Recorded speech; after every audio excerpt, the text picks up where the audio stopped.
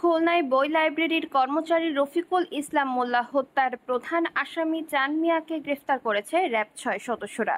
শুক্রবার দিবাগত গভীর রাতে র‍্যাব-৬ এর একটি চৌকস আভিযানিক দল র‍্যাব-৮ সদর কোম্পানি বরিশাল এর সহযোগিতায় বরিশাল জেলার মুলাদী থানাধীন ব্রিজের পূর্ব পাশ থেকে তাকে গ্রেফতার করা হয়। চান মিয়া ঝালকাঠি জেলার নলছিটি উপজেলার পরম পসরা গ্রামের আলম সর্দারের ছেলে। সে খুলনা রূপসা রাজাপুর ক্লাব রোড মামুনের বাড়ির ভাড়াটিয়া ছিল।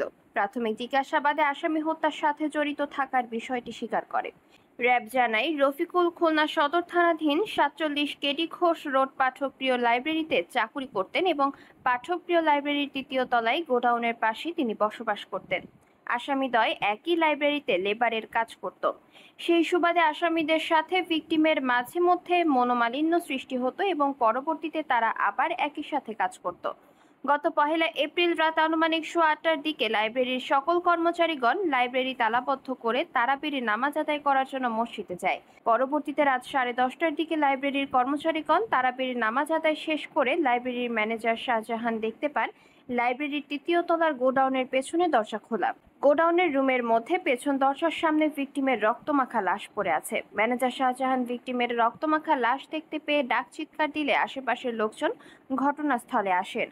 তারা বিষয়টি পুলিশকে জানালে পুলিশ এসে লাশ উদ্ধার করে। এক পর্যায়ে গোডাউনে লাগানোর সিসি ক্যামেরার ভিডিও ফুটেজ সংগ্রহ করে পর্যালোচনায় দেখা যায়, ভিকটিমকে মোহাম্মদ চান মিয়া সর্দার এবং মোহাম্মদ হৃদয় মারপিট করে এবং গলায় বই বাঁধা সুতার তৈরি পাকানো কালো চিকন রশি দিয়ে গলায় ফাঁস লাগিয়ে শ্বাসরোধ করে হত্যা করে।